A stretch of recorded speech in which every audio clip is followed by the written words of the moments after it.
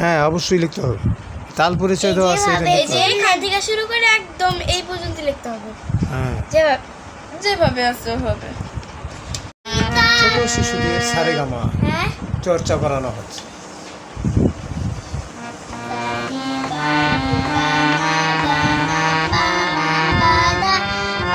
ছোটদের সারেগামা ব্লগ ভিডিওটি আপনাদের সামনে উপস্থাপন করছি।